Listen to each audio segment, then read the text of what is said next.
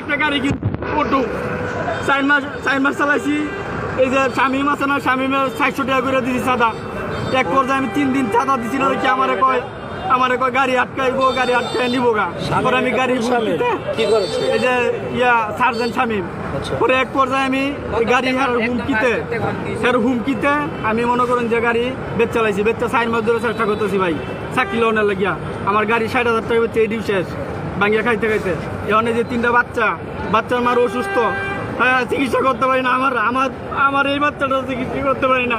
আমার ঘরে খাবার নাই, আমার কে দেখবো? আজকে পুলিশের কারণে আজকে আমার এই পরিস্থিতি। আমার যোগ্যতা নাই, আমি পড়ালেখার সার্টিফিকেট দিতে পারি না, কি আমার একটা চাকরি হয় না। আমার এই আটটা ভাঙ্গা, আমি লেবারি কাজও করতে পারি না। তাহলে আমি কি করবো? আমি মরতে পারবো। আমি থাকি গড়গড়িয়া মাস্টার বাড়ি। গাড়ি কোথায়? গাড়ি তো বেচে হেলাইছি, টাকাও খরচ করে হেলাইছি। ভাই মারেন আমার সমস্যা নাই। না আমি রাস্তায়। দেশের বাড়ি কোথায়? আমার দেশের বাড়ি ঈশ্বরগঞ্জ ময়মনসিং ছিলাম। এখানে মাস্টার হয়ে থাকেন? জি। এখন ভাই আমার সমস্যা নাই ভাই। ভাই আমি আপনি লেখা আছে ভাই। ভাই শুনেন ভাই, আমার এই 3টা বাচ্চা ঢাকায় রয়েছে ভাই। আমি কি করতে পারি না।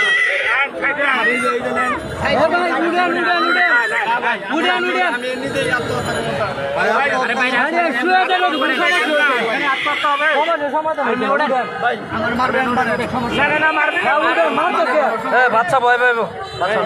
সমস্যা দেখবো কি করতে আপনি উঠেন। আপনার কি সমস্যা?